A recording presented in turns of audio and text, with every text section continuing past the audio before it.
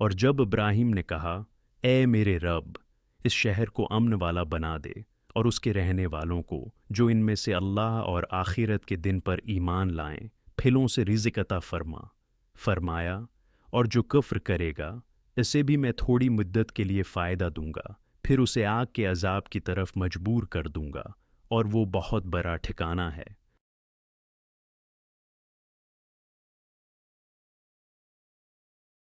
یہ آیت حضرت ابراہیم علیہ السلام کی دعا کے حوالے سے نازل ہوئی جب انہوں نے خانہ کعبہ کی تعمیر مکمل کی اور اللہ تعالیٰ سے مکہ مکرمہ کے لیے برکت اور امن کی دعا کی۔ السلام نے اللہ سے درخواست کی کہ مکہ مکرمہ کو امن کا گہوارہ بنا دے اور اس کے رہنے والوں کو رزق عطا فرمائے۔ اس دعا کے جواب میں اللہ نے انہیں یقین دہانی کرائی کہ مومن اور کافر دونوں کو دنیا میں رزق ملے گا، لیکن کافروں کے لیے آخرت میں عذاب مقدر ہوگا۔ یہ آیت مکہ مکرمہ کی خصوصیت اور اس کی برکتوں کے حوالے سے بھی نازل ہوئی تاکہ لوگوں کو اس مقدس شہر کی اہمیت کا علم ہو۔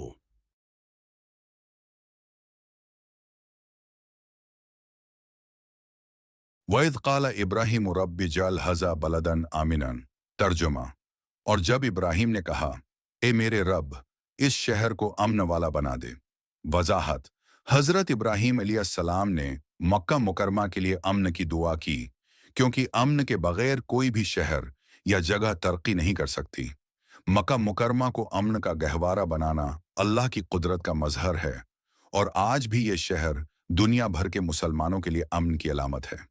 ورزق اہلہ من الثمرۃ۔ ترجمہ: اور اس کے رہنے والوں کو پھلوں سے رزق عطا فرما۔ وضاحت: مکہ ایک پہاڑی اور بنجر علاقہ ہے، لیکن حضرت ابراہیم علیہ السلام کی دعا کی برکت سے اللہ نے اس شہر کو دنیا کے ہر کونے سے رزق اور برکتیں عطا کیں۔ یہ دعا اس بات کی علامت ہے کہ رزق اللہ کی رحمت سے ملتا ہے، چاہے جگہ کی حالت کچھ بھی ہو۔ من آمن منہم باللہ والیوم الآخر۔ ترجمہ: جو ان میں سے اللہ اور آخرت کے دن پر ایمان لائیں۔ وضاحت: حضرت ابراہیم علیہ السلام نے خاص طور پر مومنوں کے لیے دعا کی، کیونکہ اللہ پر ایمان اور آخرت پر یقین کامیابی کا بنیادی ذریعہ ہیں۔ قال ومن کفر فامتعہ قلیلا۔ ترجمہ: فرمایا، اور جو کفر کرے گا اسے بھی میں تھوڑی مدت کے لیے فائدہ دوں گا۔ وضاحت: اللہ نے کافروں کے لیے دنیاوی رزق اور نعمتوں کو عارضی قرار دیا تاکہ وہ آخرت کی فکر کریں۔ یہ دنیاوی زندگی کی عارضی نوعیت کو ظاہر کرتا ہے کہ دنیا میں کافر بھی اللہ کی رحمت سے فائدہ اٹھاتے ہیں، لیکن ان کا آخرت میں کوئی حصہ نہیں۔ ثم اضطرہ الی عذاب النار وبئس المصیر۔ ترجمہ: پھر اسے آگ کے عذاب کی طرف مجبور کر دوں گا، اور وہ بہت بڑا ٹھکانہ ہے۔ وضاحت: اللہ نے واضح کیا کہ کافروں کے لیے آخرت میں عذاب ہے جو ان کے دنیاوی اعمال کا نتیجہ ہوگا۔ یہ عذاب ان لوگوں کے لیے ہے جنہوں نے اللہ کے احکامات کو جھٹلایا اور کفر کی روش اختیار کی۔ درس اور پیغام: امن اور رزق کی دعا۔ امن اور رزق کسی بھی معاشرے کی بنیادی ضروریات ہیں۔ حضرت ابراہیم علیہ السلام کی دعا ہمیں سکھاتی ہے کہ ان چیزوں کے لیے اللہ سے دعا ہے مانگنی چاہیے۔ اللہ کی رحمت سب کے لیے۔ اللہ کی دنیاوی نعمتیں مومنوں اور کافروں دونوں کو ملتی ہیں، لیکن آخرت کی کامیابی صرف ایمان والوں کے لیے ہے۔ دنیاوی زندگی کی عارضی حیثیت: دنیاوی نعمتیں وقتی ہیں، اور اصل کامیابی آخرت میں اللہ کی رضا حاصل کرنے میں ہے۔ اللہ کا عدل: اللہ نے کافروں کے لیے دنیا میں رزق رکھا، لیکن آخرت میں ان کے لیے عذاب ہے۔ مقدر کیا جو اس کے عدل اور انصاف کا مظہر ہے۔ دعا کی اہمیت: حضرت ابراہیم علیہ السلام کی دعا ہمیں سکھاتی ہے کہ اپنے اور اپنی نسلوں کے لیے دعا مانگنا کتنا ضروری ہے۔ خلاصہ: یہ آیت حضرت ابراہیم علیہ السلام کی دعا اور اللہ کے عدل کو بیان کرتی ہے۔ یہ مسلمانوں کو امن، رزق اور ایمان کی اہمیت کا درس دیتی ہے، اور دنیاوی زندگی کی عارضی حیثیت کو واضح کرتی ہے۔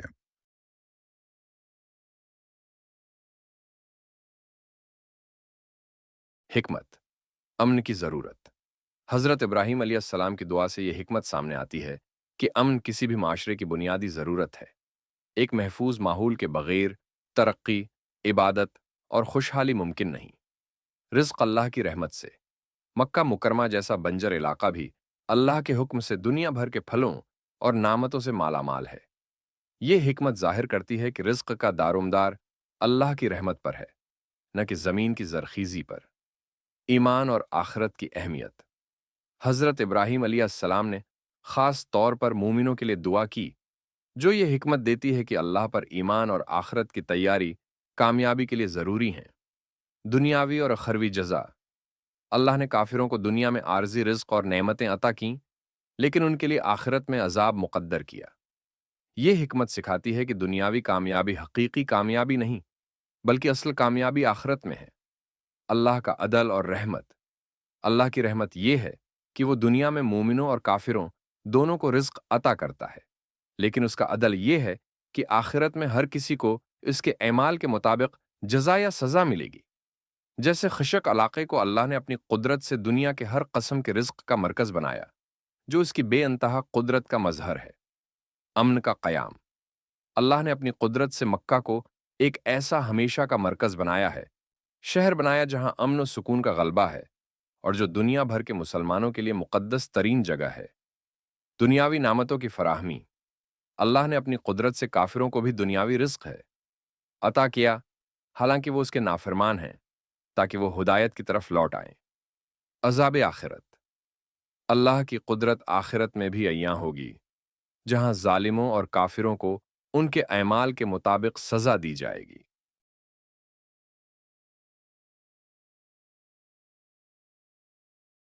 امن کی ضرورت۔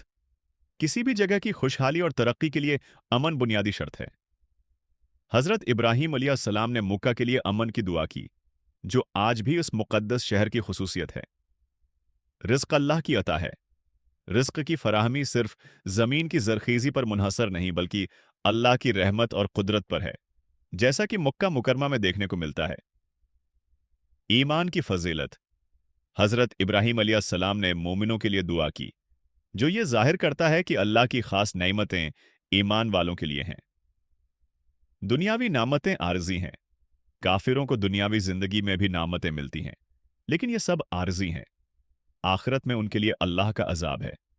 اللہ کا عدل۔ اللہ مومنوں اور کافروں کے ساتھ دنیا میں رحمت کا سلوک کرتا ہے، لیکن آخرت ہے میں ہر کسی کے ساتھ انصاف کرے گا۔ دعا کی اہمیت۔ حضرت ابراہیم علیہ السلام کی دعا ہمیں یہ سکھاتی ہے کہ ہمیں نہ صرف اپنی بلکہ اپنے معاشرے کی سلامتی اور خوشحالی کے لیے بھی دعا کرنی چاہیے۔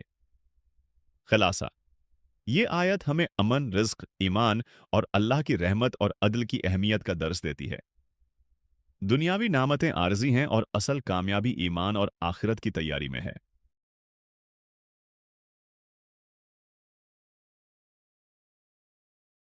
امن اور خوشحالی کی ضرورت۔ ایک گاؤں میں لوگ اگرچہ سخت محنت کرتے ہیں، لیکن وہاں امن نہ ہونے کی وجہ سے وہ اپنی زندگی میں سکون اور خوشحالی حاصل نہیں کر پاتے۔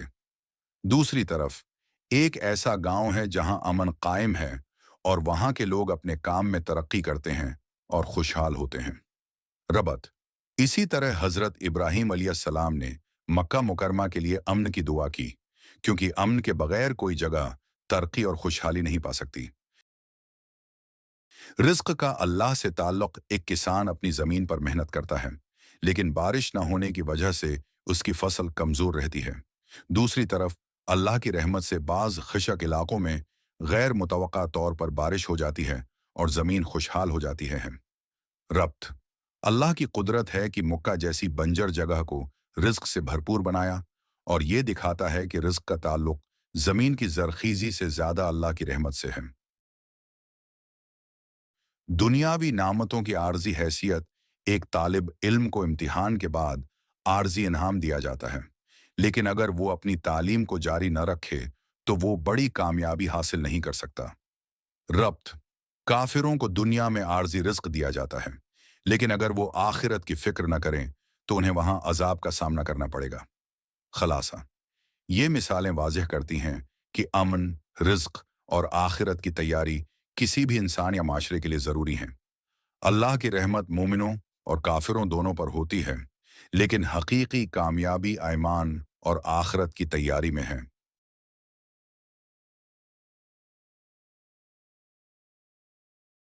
امن کی ضرورت۔ یہ آیت ہمیں یاد دلاتی ہے کہ امن کسی بھی معاشرے کی ترقی اور خوشحالی کے لیے بنیادی شرط ہے۔ آج کے دور میں بھی جہاں دنیا مختلف تنازعات کا شکار ہے، امن کا قیام ہی ہے خوشحالی کی بنیاد ہو سکتا ہے۔ رزق کی فراہمی اللہ کی رحمت سے۔ اس آیت سے یہ سبق ملتا ہے کہ اللہ ہر جگہ رزق عطا کر سکتا ہے، چاہے وہ جگہ بنجر ہو یا زرخیز۔ مکہ مکرمہ جیسی جگہ کو دنیا کے ہر کونے سے رزق عطا کیا جانا اللہ کی قدرت کا مظہر ہے۔ دنیاوی نعمتوں کی عارضی حیثیت۔ دنیاوی نعمتیں چاہے مومنوں کو ملیں یا کافروں کو، عارضی ہیں۔ اصل کامیابی آخرت کی تیاری اور اللہ کی رضا حاصل کرنے میں ہے۔ دعا کی اہمیت۔ حضرت ابراہیم علیہ السلام کی دعا ہمیں سکھاتی ہے کہ ہمیں نہ صرف اپنی ذات بلکہ اپنے معاشرے اور نسلوں کے لیے بھی دعا کرنی ہے چاہیے۔ اللہ کے عدل اور رحمت کا مظہر۔ یہ آیت اللہ کے عدل اور رحمت کو ظاہر کرتی ہے کہ وہ دنیا میں کافروں کو بھی رزق عطا کرتا ہے، لیکن آخرت میں ہر شخص کو اس کے اعمال کے مطابق جزا یا سزا ملے گی۔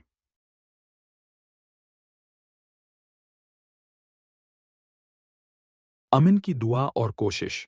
ہمیں اپنے معاشروں میں امن قائم رکھنے کی کوشش کرنی چاہیے اور اللہ سے اس کے لیے دعا کرتے رہنا چاہیے، کیونکہ امن کے بغیر ترقی ممکن نہیں۔ رزق کا اللہ سے تعلق۔ ہمیں یہ یقین رکھنا چاہیے کہ رزق اللہ کی رحمت سے آتا ہے اور اس کے لیے اللہ پر بھروسہ اور دعا کرنا ضروری ہے۔ دنیاوی زندگی کی حقیقت۔ دنیاوی زندگی کی نعمتیں عارضی ہیں اور ہمیں اپنی آخرت کے لیے تیاری کرنی چاہیے تاکہ ہم وہاں کامیاب ہو سکیں۔ اللہ کی نعمتوں کا شکر۔ اللہ نے ہمیں جو نعمتیں عطا کی ہیں ان کا شکر ادا کرنا چاہیے اور ان کا صحیح استعمال کرنا چاہیے۔ دعا کی اہمیت۔ دعا کے ذریعے ہم اللہ سے اپنی ضروریات اور معاشرے کی بھلائی کے لیے مدد مانگ سکتے ہیں، جیسا کہ حضرت ابراہیم علیہ السلام نے کیا۔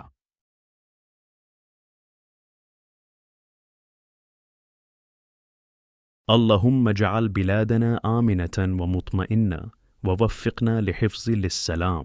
اے اللہ، ہمارے ملک کو امن و سکون والا بنا دے اور ہمیں امن قائم رکھنے کی توفیق عطا فرما، آمین۔ اللهم ارزقنا من خیراتک و برکاتک وجعلنا من الشاکرین لنعمک۔ اے اللہ، ہمیں اپنی بھلائیوں اور برکتوں سے رزق عطا فرما اور ہمیں اپنی نعمتوں کا شکر گزار بنا، آمین۔ اللہم جعلنا من المؤمنین الذین یعملون للآخرہ ووفقنا لنیل رضاک۔